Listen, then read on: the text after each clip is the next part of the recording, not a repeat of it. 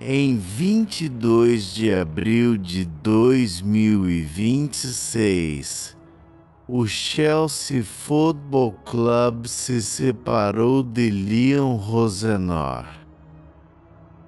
Após 106 dias no comando, e o que saiu do vestiário desde então conta uma história que vai muito além dos resultados em campo, jogadores rindo e brincando sobre seu próprio técnico, um elenco que parou de entender instruções durante as partidas, e um capitão que deu de ombros para os próprios torcedores pedindo respostas.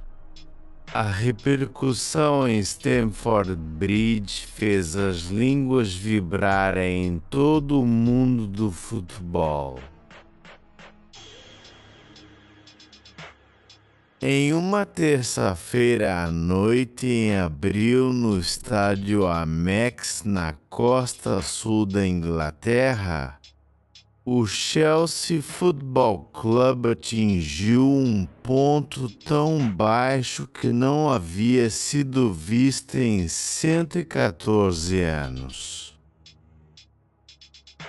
O Brighton nos desmontou por 3-0 com gols de Ferdi Kadıoğlu, Jack Inchud e Danny Welbeck, condenando os Blues a uma derrota tão abrangente que deixou todos associados ao clube buscando palavras. O Chelsea não conseguiu registrar um único chute no alvo em 90 minutos e agora eram 5 jogos da Premier League sem marcar.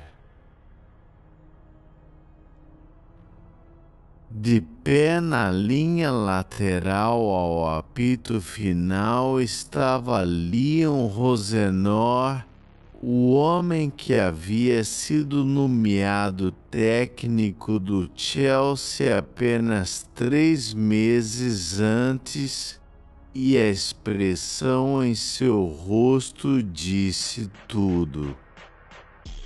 Ele se desculpou com os torcedores do Chelsea viajando que o chamaram para sair durante todo o segundo tempo.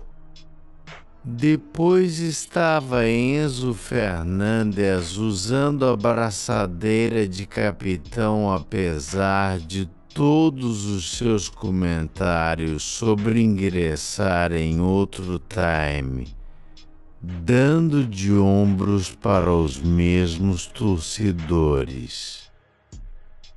Era uma cena que chegava ao coração do que o Chelsea havia se tornado, um clube fraturado em todos os níveis, desde a sala de reuniões até o vestiário até as arquibancadas.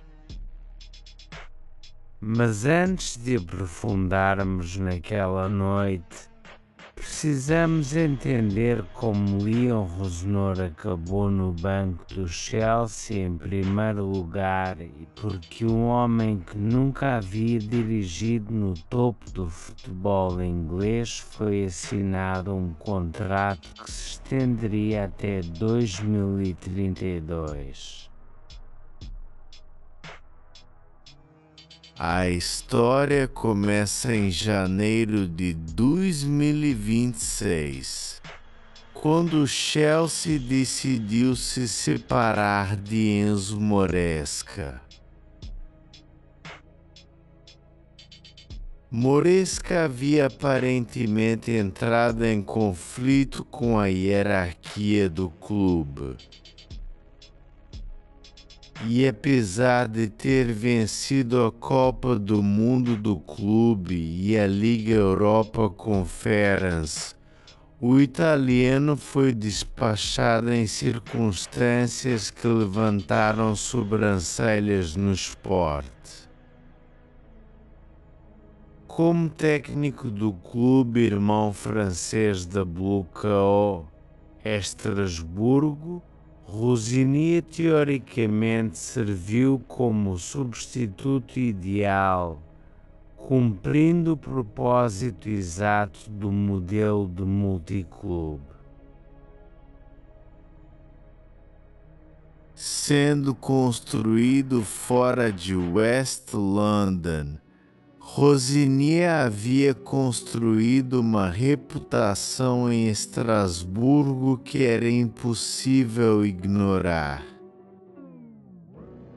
Ele havia iniciado sua carreira de técnico no Derby County e Hull City na Inglaterra antes de ingressar em Estrasburgo, onde venceu 51 de 63 jogos em 2 anos na primeira divisão francesa. Esse recorde foi impressionante por qualquer medida. Uma taxa de vitória superior a 80% na League One o tornou o candidato de destaque, pelo menos no papel, para um Chelsea que precisava se estabilizar após a partida de Moresca. O contrato que lhe foi assinado dizia tudo sobre a confiança que a Blueco tinha na contratação. Ele assinou um contrato de 6 anos e meio quando assumiu as rédeas em Stamford Bridge em janeiro. Com o acordo supostamente valendo 4 milhões por temporada, foi uma declaração de intenção do grupo de proprietários. Isso não era um suporte, não era um interino, não era um preenchedor. Este era o seu homem para o longo prazo. O homem que levaria seu modelo de multiclube e provaria que funcionava no topo do futebol inglês. E no início, funcionou. Ele começou impressionantemente com uma sequência de 6 vitórias em 7 jogos. Uma sequência que silenciou qualquer crítico que questionava se um técnico sem experiência no topo da liga inglesa poderia lidar com a pressão. Cozinheiro de Stamford Bridge.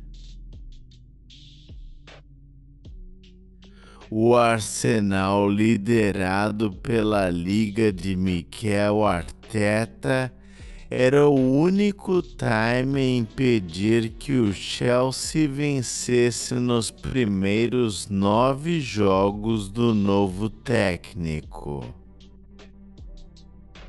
O futebol era incisivo.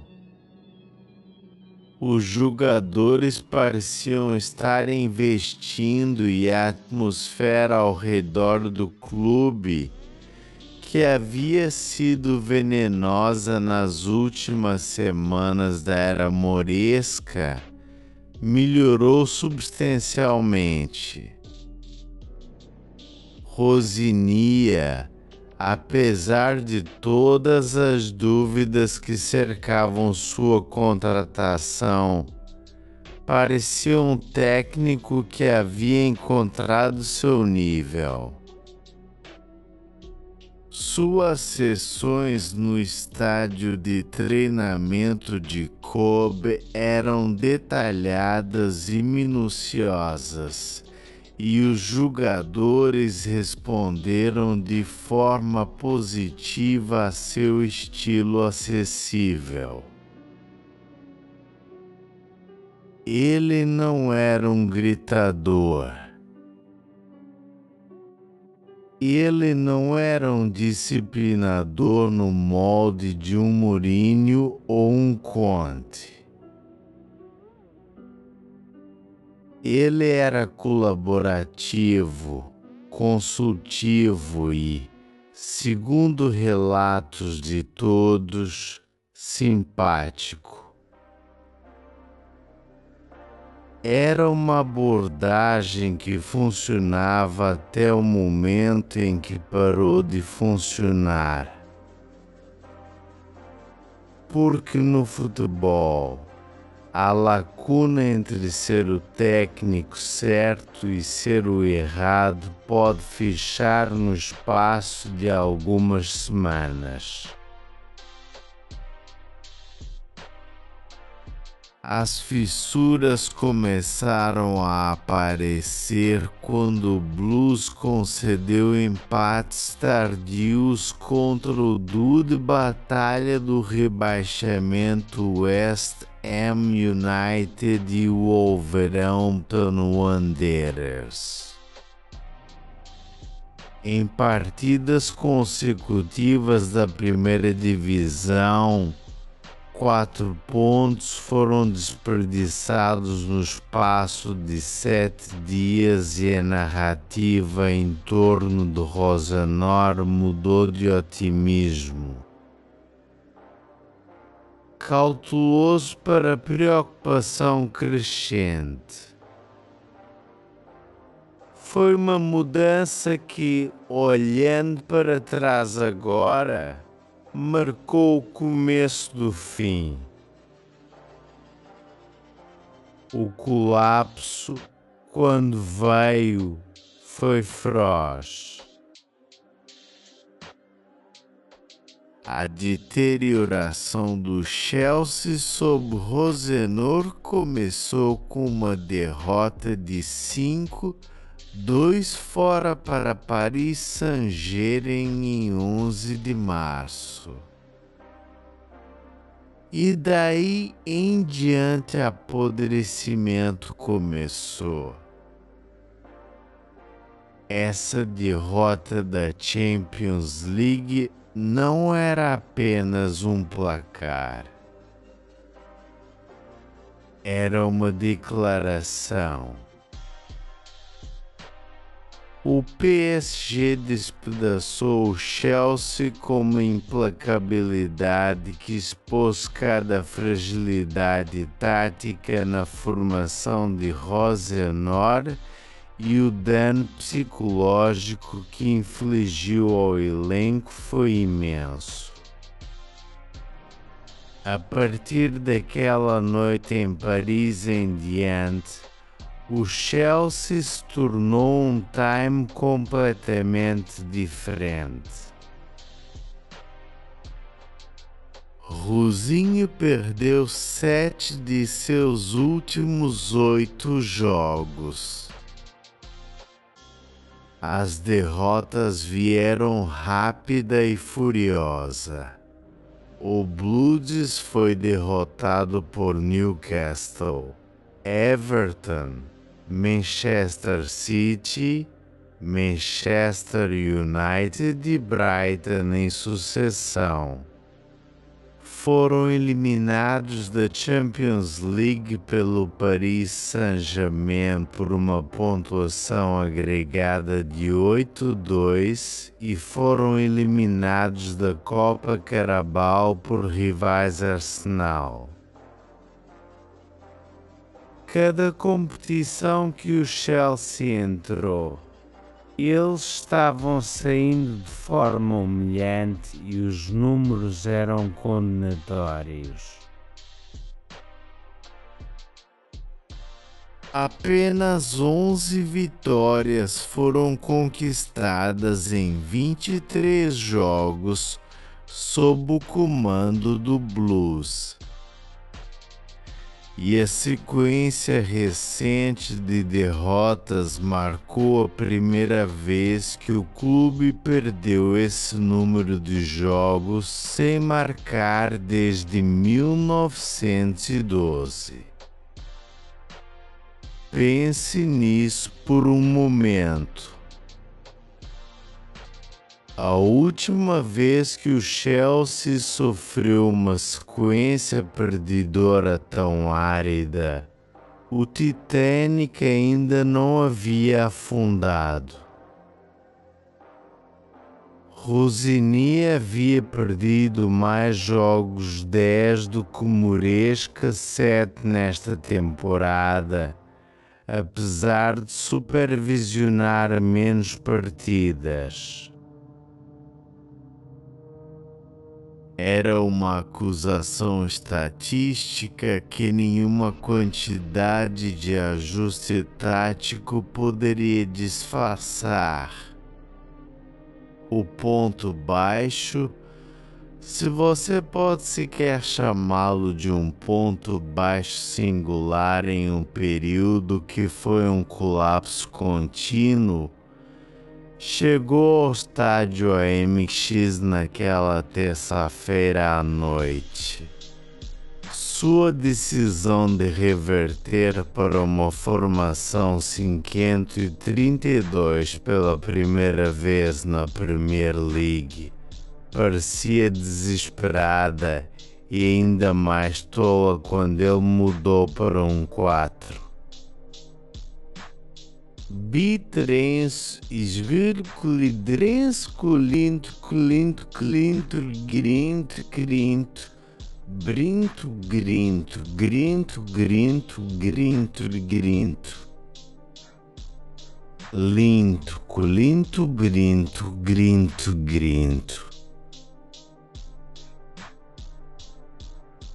Grinto,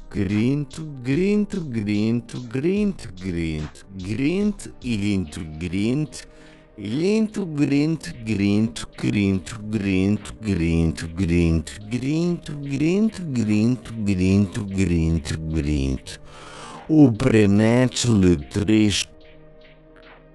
Os jogadores do Chelsea pareciam estranhos um para o outro, como homens que nunca tinham compartilhado um campo de treinamento, muito menos um vestiário. Rosinia, de pé na linha lateral, viu seu time sendo despedaçado e soube até naquele momento que o que estava testemunhando era irreparável. Após a derrota, Rosenor pareceu culpar os jogadores e disse em uma entrevista pós-jogo: "Foi inaceitável em todos os aspectos. Continuo saindo para defender os jogadores. Isso foi indefensável." Essas palavras ditas através da crudeza da derrota imediata se mostrariam ser seu epitáfio como técnico do Chelsea. Ele o chamou de a noite mais difícil de sua carreira, dizendo: "Estou machucado. Estou entorpecido. Essa noite não me representa nem ao clube de futebol." O que aconteceu após a derrota para o Brighton é onde essa história realmente toma seu rumo mais sombrio.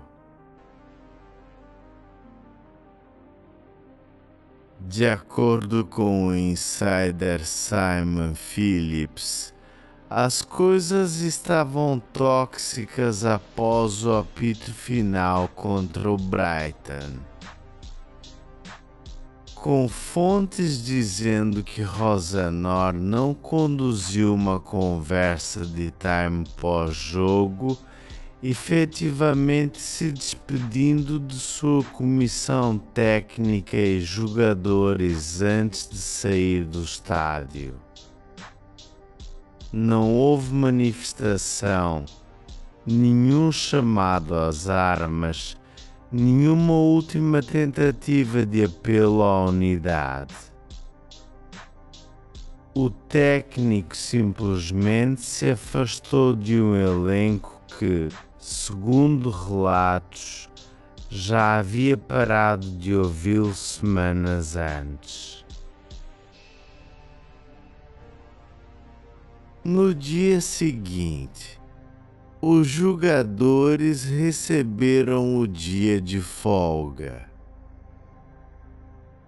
Fontes contaram à ESPN que a hierarquia do Chelsea estava discutindo o futuro de Rosenor na quarta-feira, e após essas conversas, altos funcionários do clube informaram jogadores e comissão técnica primeiro antes de anunciar sua decisão publicamente mais tarde naquele dia. O clube lançou uma declaração confirmando o que todos já sabiam.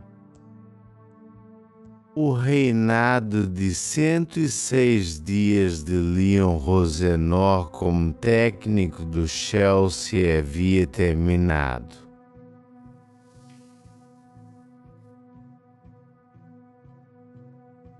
A declaração em si foi medida, diplomática e totalmente desprovida do caos que havia estado borbulhando sob a superfície. Leon sempre se conduziu com a mais alta integridade e profissionalismo após sua nomeação no meio da temporada. Esta não foi uma decisão que o clube tomou levianamente. No entanto, os resultados e performances recentes ficaram abaixo dos padrões necessários. Com ainda muito a jogar nesta temporada, essas palavras foram cuidadosamente escolhidas, projetadas para proteger a imagem do clube enquanto traçavam uma linha sob um dos mandatos de treinador mais curtos e tumultuados na história da Premier League. Mas a narrativa oficial é apenas parte da história. Rosinho se tornou o quinto técnico permanente a perder seu emprego desde que Clear Lake Capital e Todd Boehly compraram um dos clubes mais ilustres do futebol inglês em 2022. 5 técnicos permanentes em 4 anos. Isso não é um problema de coaching. Isso é um problema institucional. E os detalhes que emergiram de dentro do vestiário do Chelsea pintam um quadro muito mais preocupante do que qualquer coluna de resultados poderia. Porque a pergunta que todos estavam fazendo não era simplesmente porque Rosenor foi demitido. Os resultados falavam por si nesse aspecto, mas o que havia acontecido dentro daquele elenco para causar uma quebra tão catastrófica? A hierarquia do Chelsea estava crescentemente preocupada que Leon Rosenior havia perdido a confiança do vestiário, levantando a possibilidade muito real de uma mudança de técnico imediata. Foi uma conclusão à qual chegaram relutantemente após terem previamente se comprometido a apoiar Rosenor até o final da próxima temporada. O plano sempre havia sido paciência. Foi reconhecido que Rosenor foi colocado em uma posição difícil ao entrar no trabalho em janeiro e os proprietários e diretores desportivos estavam planejando revisar sua posição ao final da próxima temporada após uma campanha completa. Esse plano durou aproximadamente 70 dias.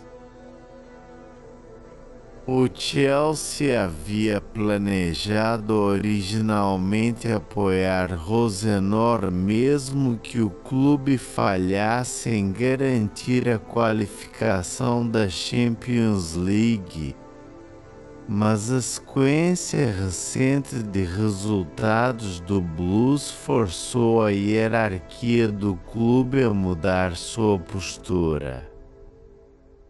E não foram apenas os resultados que os fizeram mudar de ideia. O que começou como uma sequência de má forma havia se transformado em um problema estrutural afetando resultados, moral do vestiário e credibilidade do clube. A situação dentro de Stamford Bridge e particularmente dentro do vestiário havia se deteriorado a um ponto em que continuar com Rosenor não era mais uma opção viável. Independentemente das implicações financeiras de demiti-lo, essas implicações financeiras, deve-se dizer, foram enormes.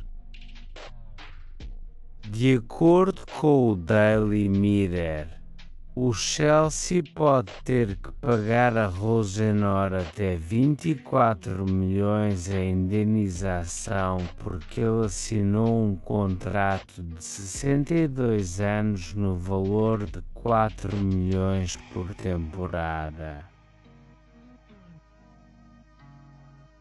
Essa cifra completa seria superior aos 23 milhões que o Chelsea pagou a José Mourinho e sua comissão técnica em 2007. Enquanto Antônio Conte, junto com sua comissão técnica, recebeu um impressionante 26 milhões quando foi demitido em 2018. No total, o Chelsea Reporter lhe pagou 160 milhões em indenizações na era da Premier League.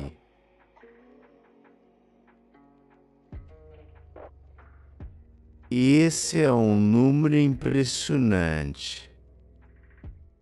160 milhões de libras em pagamentos a técnicos que, por uma razão ou outra, foram considerados não bons o suficiente.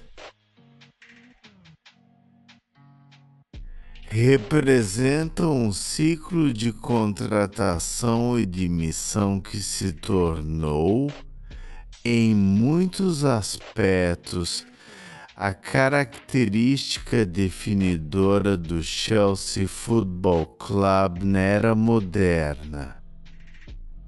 E com Rosenor, o ciclo se repetiu da forma mais comprimida e prejudicial até agora. Um homem contratado em janeiro, assinado um contrato até 2032 e despachado antes dos narcisos terminarem de desabrochar. Havia, no entanto, um possível respiro para os contadores do Chelsea. Sky Sports relatou que havia uma cláusula de rescisão no contrato de Leon Rosenor e ele não teria uma indenização pesada apesar das reivindicações anteriores de que os Blues deveriam aproximadamente 24 milhões. Se for verdade, sugeriria que Belequio, apesar de seus tropeços, havia aprendido pelo menos uma lição com suas demissões anteriores caras. Sempre tenha uma estratégia de saída. O imediato depois viu o Chelsea se voltar pela segunda vez na mesma temporada para um homem que nunca pretendeu estar nesta posição. Pela segunda vez nesta temporada, o Chelsea foi forçado a se voltar para Callum McFarlane, o ex-técnico do Time de Youth do Manchester City que havia se destacado da Academy do Blues para preencher o vazio deixado pela partida de Moresca e que havia famosamente reivindicado um ponto dramático contra Pep Guardiola antes de perder um derby do West London para o Fulham. McFarlane agora foi encarregado de liderar o Chelsea para uma semifinal da FA Cup contra Leeds United em Wembley. A busca por um substituto permanente enquanto isso já estava gerando manchetes. De acordo com o BBC Sport, o Chelsea estava considerando Andoni Raala, Marco Silva e Edin Turzi como possíveis substitutos para Rosen. Relatórios de Simon Phillips também indicaram que o técnico do QO Cesc Fabregas havia emergido como um candidato líder para substituir Rosenor. O carrossel de nomes estava girando novamente como sempre faz em Stamford Bridge enquanto a pergunta real se algum técnico poderia ter sucesso sob essa estrutura de propriedade permanecia sem resposta. Mas o carrossel gerencial é uma história para outra hora. O que importa aqui do que essa história é realmente sobre é o que aconteceu dentro do vestiário do Chelsea durante a permanência de Rossoneri e porque os jogadores que supostamente estavam lutando por ele acabaram sendo os que selaram seu destino. Para entender a extensão completa da breakdown entre Leon Rossoneri e seu elenco do Chelsea, você precisa ir além dos placares e das estatísticas e para o espaço que é geralmente o mais protegido e privado no futebol: o vestiário. O que emergiu de trás daquelas portas fechadas durante a permanência de 16 dias de Rossoneri foi um retrato de disfunção que atordoou até mesmo os observadores mais cínicos do caos perpétuo do Chelsea. O detalhe de manchete, o que reverberou em todos os fóruns de futebol, podcasts e plataformas de mídia social, é quase inacreditável em sua franqueza. De acordo com as fontes, os jogadores não confiavam ou respeitavam ele como técnico, e alguns deles até estavam rindo e brincando sobre ele dentro de seus círculos até o ponto em que o clube sabia que não havia maneira de ele ficar. Isso não é um vazamento projetado para envergonhar um técnico que saiu. Essa é uma descrição de uma dinâmica de poder que havia sido invertida a ponto de farsa.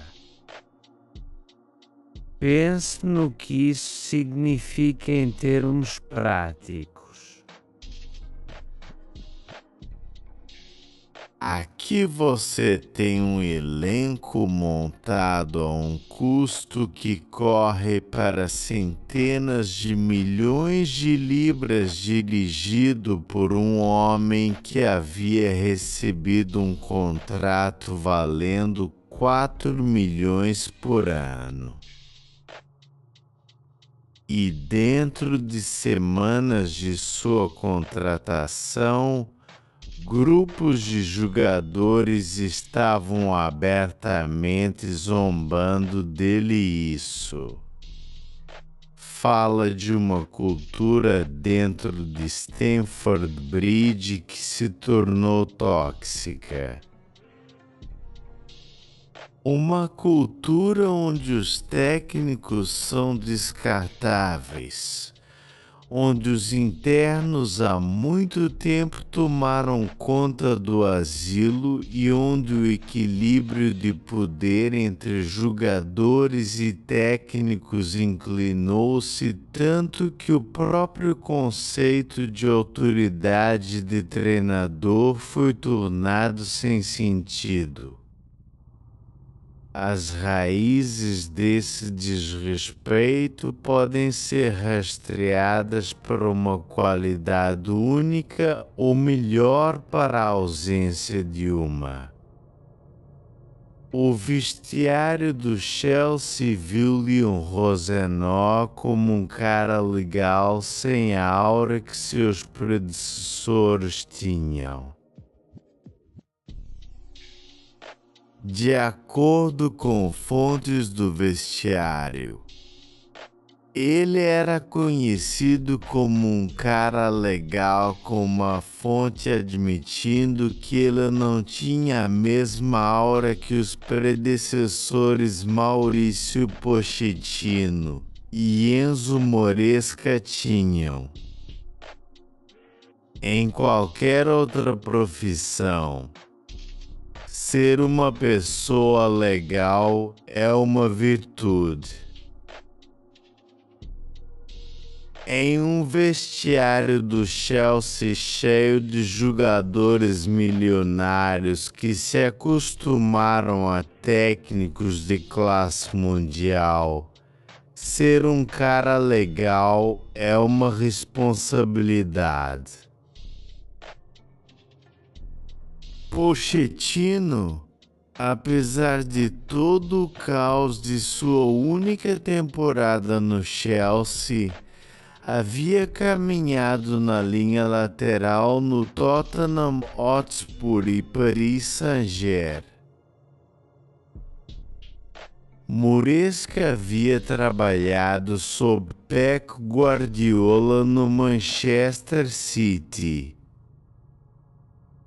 Esses eram homens cujos CVs sozinhos comandavam respeito antes mesmo de abrirem a boca no campo de treinamento. Rosinia, em contraste, havia dirigido Derby County, Hull City e Strasbourg. Não há nada de errado em nenhum desses trabalhos, mas na hierarquia do gerenciamento de futebol, eles não carregam o peso necessário para silenciar um vestiário cheio de estrelas internacionais e vencedores da Copa do Mundo. Sempre foi um problema dado a falta de experiência de Rosnor no topo, tanto como técnico quanto como jogador. Ele nunca havia jogado na Champions League. Ele nunca havia dirigido na Premier League.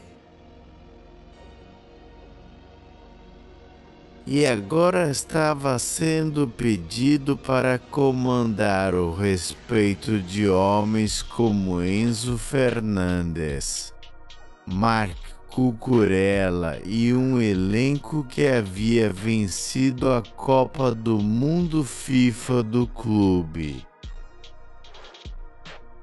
A lacuna entre sua experiência e sua descrição de trabalho era enorme, e os jogadores a sentiram desde o início. A situação de Enzo Fernandes encapsulava tudo que estava errado. Fernandes havia sido regularmente vinculado com uma mudança de verão para o Real Madrid e ele lançou dúvidas sobre seu futuro no Chelsea após a derrota da Champions League para o Paris Saint-Germain, dizendo à ESPN Argentina: "Não sei quando perguntado se ainda estaria no clube na próxima temporada." Fernandes foi além ao falar durante a pausa internacional, dizendo: "Realmente gosto do Madrid. É semelhante a Buenos Aires e confirmando que gostaria de viver na Espanha." Para qualquer técnico, um jogador estrela flertando publicamente com outro clube durante um trecho crítico da temporada é uma crise. Para Rosenor, foi uma crise que ele escolheu confrontar de frente. Fernandes foi deixado de fora da vitória da FA Cup do Chelsea sobre Port Vale e também perderia o próximo jogo da Premier League com Manchester City como forma de punição após fazer comentários sobre seu futuro durante a pausa internacional em maio. Há ligações com o Real Madrid. Era uma decisão que carregava enorme risco. Suspender seu melhor meia quando os resultados já estavam em espiral e Rosenor sabia disso. Falando sobre a punição de Fernandes, Rosenor disse: "Uma linha foi cruzada em termos de nossa cultura.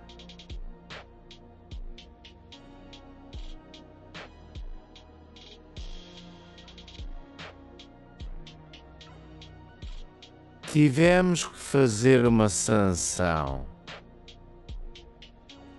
Essas palavras foram entregues com convicção. O problema era que a convicção não era igualada pela autoridade para respaldar. O agente de Fernandes, Javier Pastore, marcou a decisão como completamente injusta, dizendo: "Não entendemos a punição porque ele não menciona nenhum clube ou diz que quer sair do Chelsea.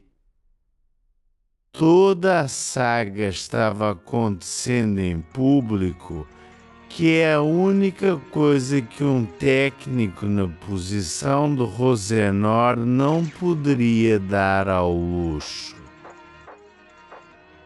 O efeito colateral da suspensão de Fernandes ondulou através do elenco como uma onda de choque. Uma rachadura envolvendo Enzo Fernandes após a suspensão do time do meia. Uma decisão que Rosenor é acreditado ter apoiado é pensada ter causado fricção no vestiário, contribuindo para um sentimento crescente de desarmonia entre o grupo. Isso não era simplesmente um desacordo entre um técnico e um jogador. Era uma linha de falha que dividiu todo o elenco. Tanto Enzo Fernandes quanto Marco Cucurella são acreditados a carregarem muita influência nos bastidores e ambos criticaram a decisão de deixar Enzo Moresca sair e sugeriram que poderiam ser tentados a sair. Esse detalhe é crucial. A insatisfação no vestiário não era apenas sobre os métodos de Rosenor ou sua abordagem tática. Era sobre a decisão do clube de demitir Moresca em primeiro lugar. Uma decisão que Rosenor não tinha nada a ver, mas uma que ele herdou as consequências. Quando você tem dois dos jogadores mais influentes do elenco questionando publicamente a direção do clube, não apenas o técnico, mas os proprietários, os diretores desportivos, todo o projeto Buco. Você tem uma situação que nenhuma quantidade de bom coaching pode corrigir. Os jogadores estão falando publicamente contra o clube e decisões que foram tomadas, e eles terão uma revolta em suas mãos se não tiverem cuidado. O ex-chefe de observadores do Manchester United, Mick Brown, disse ao Football Insider: "Eles não fizeram nada para evitá-lo, e é um problema que eles criaram para si mesmos. Deveria ter sido cortado no primeiro sinal de descontentamento." Brown continuou: "Todos os jogadores que agora falaram publicamente estão frustrados há muito tempo, e isso teria sido conhecido nos bastidores no Chelsea, mas eles não fizeram nada para lidar com isso, e agora o técnico está sendo feito para abordá-lo. É uma situação desesperada estar, porque uma vez que essas coisas saem, elas tendem a crescer e piorar. Há mais e mais jogadores falando. O quadro que estava sendo pintado era de um clube que havia permitido o descontentamento enrustido ferver e então entregue a Rosenor um esfregão para limpar a bagunça. Rosenier tentou apresentar uma frente unida. Ele insistiu publicamente que a suspensão forçada do clube de Enzo Fernandes não havia dividido o vestiário. Quando perguntado se o episódio de Fernandes havia dividido seu elenco, Rosenior respondeu: "Não que eu saiba. Não. Enzo voltou para o grupo nesta semana. O grupo foi fantástico em termos de treinamento.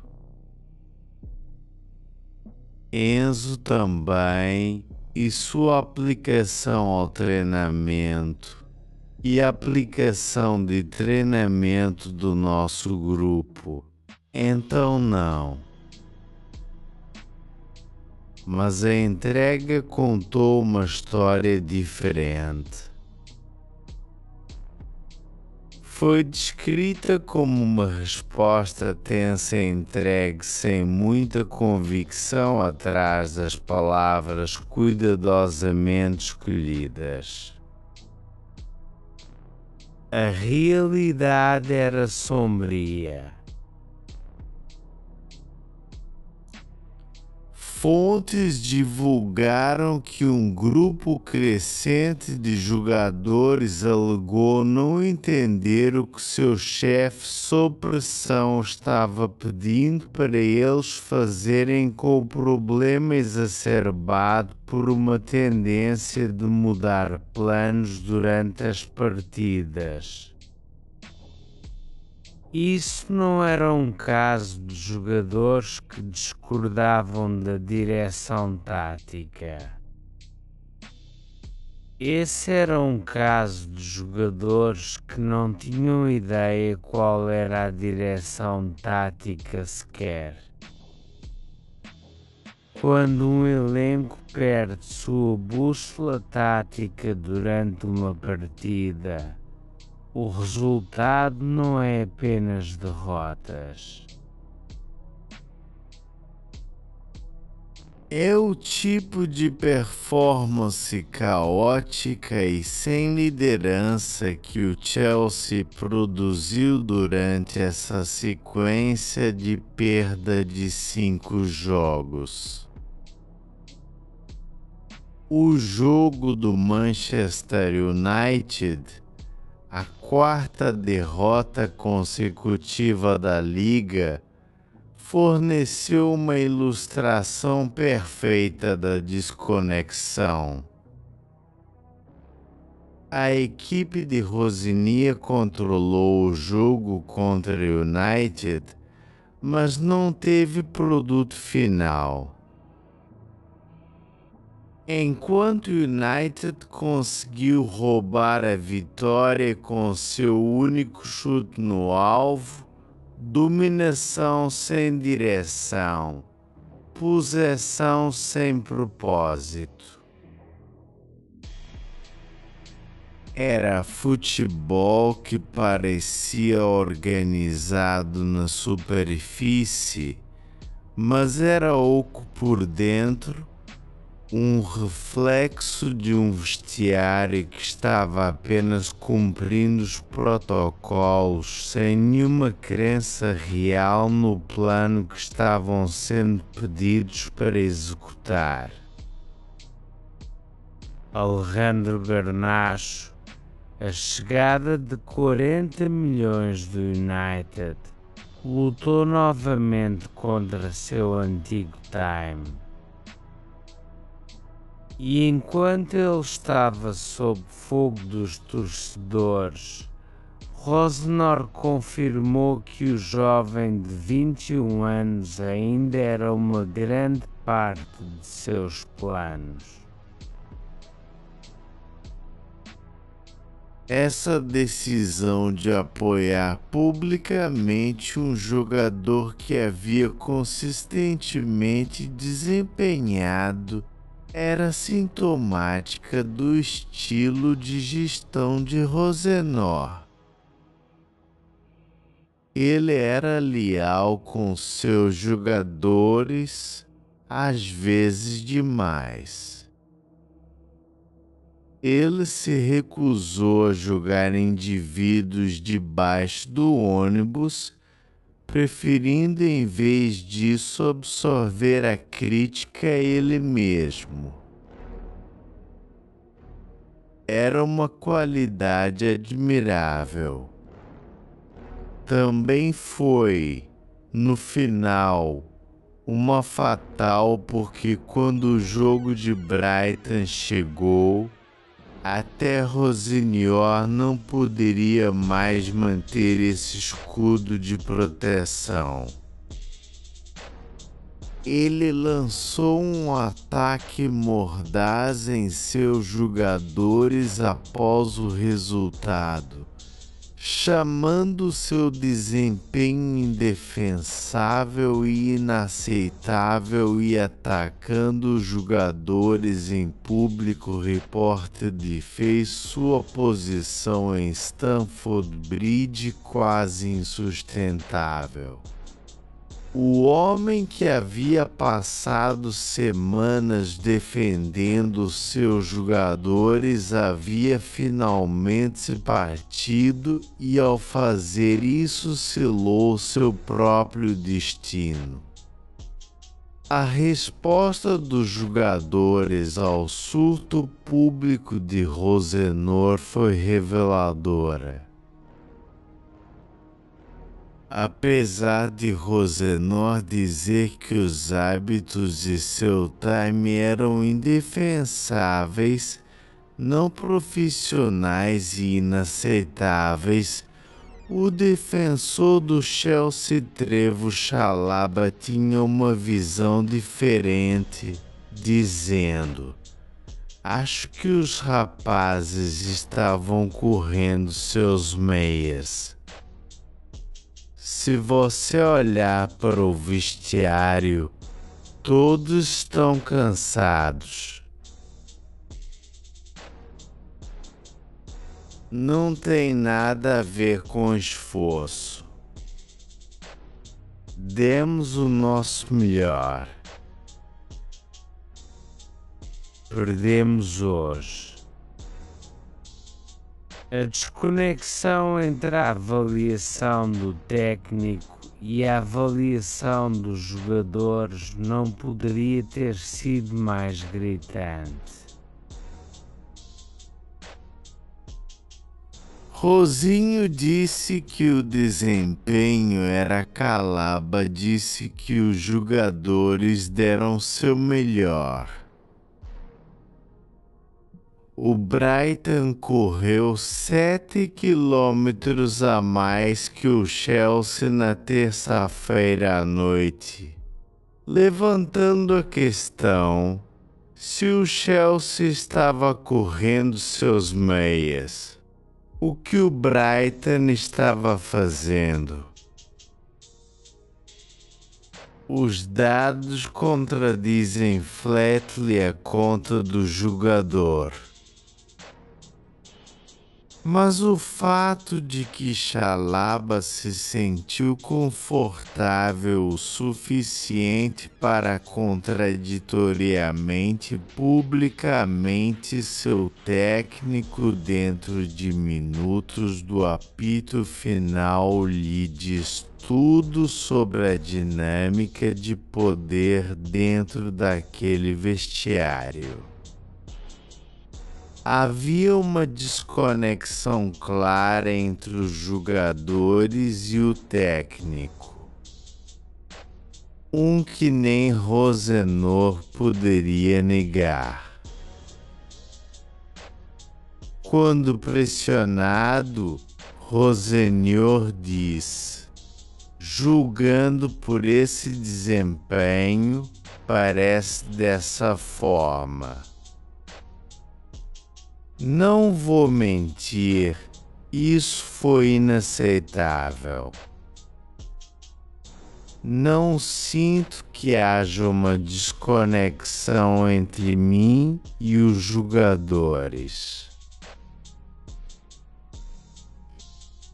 Ele o negou com suas palavras. Sua linguagem corporal e os resultados das 5 semanas anteriores contaram uma história muito diferente. O jogo do Brighton também apresentava um momento que encapsulava a desintegração da autoridade de Rosenor em uma única imagem. Pedro Neto visivelmente ignorou as instruções do técnico durante o jogo. Quando um jogador abertamente desrespeita instruções da linha lateral na frente de milhares de torcedores viajando e de um público de televisão ao vivo, não é um desacordo tático. É uma declaração.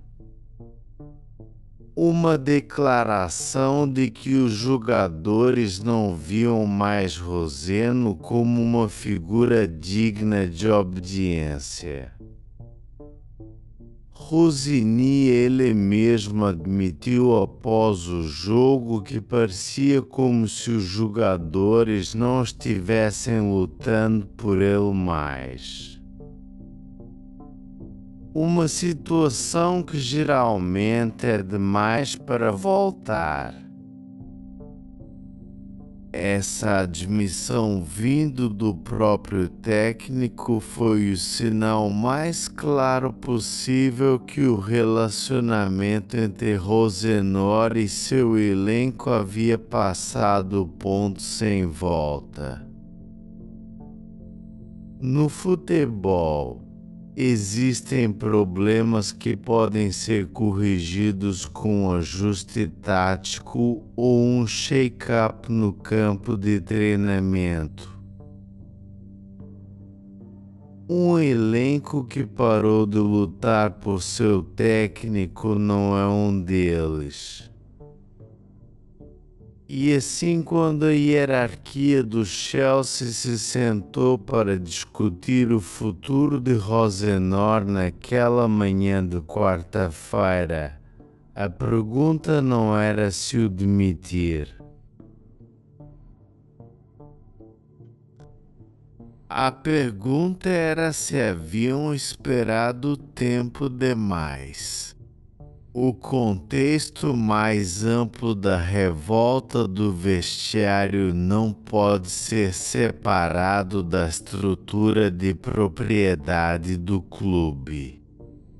Havia crescente insatisfação entre os torcedores do Chelsea nos últimos meses, com oposição vocal contra proprietários que também possuem Estrasburgo como parte de seu modelo de propriedade de múltiplos clubes.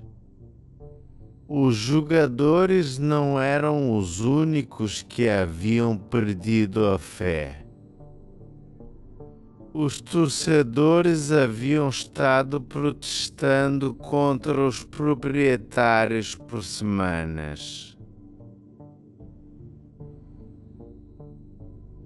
Uma bandeira "We Want Blue Quote" emergiu da extremidade afastada em Brighton, com o coproprietário Behrad Eghbarley na multidão. A ironia era esquisita e dolorosa em igual medida. Apenas uma semana antes do debacle de Brighton, Eghbarley havia declarado publicamente seu apoio ao Rosenor. O coproprietário havia alegado: "Pensamos que ele pode ter sucesso a longo prazo." Essa declaração envelheceu como leite deixado ao sol. Dentro de 7 dias, o homem em que Eghbarley acreditava era ido, e o clube estava novamente procurando seu 6º técnico permanente em 4 anos de propriedade americana. Para os jogadores do Chelsea que haviam falado, e para aqueles que haviam permanecido em silêncio, mas cuja linguagem corporal no campo gritava desengajamento, a demissão do Rosenor era apenas um sintoma de uma doença que corre muito mais fundo. O Chelsea havia ido muito longe em uma direção, com o clube severamente faltando experiência e liderança no vestiário e nas arquibancadas, para evitar que o clube descesse para o que muitos observadores agora estavam abertamente chamando de um caso de cesta. É uma avaliação áspera, mas quando as evidências incluem jogadores rindo de seu próprio técnico, um capítulo.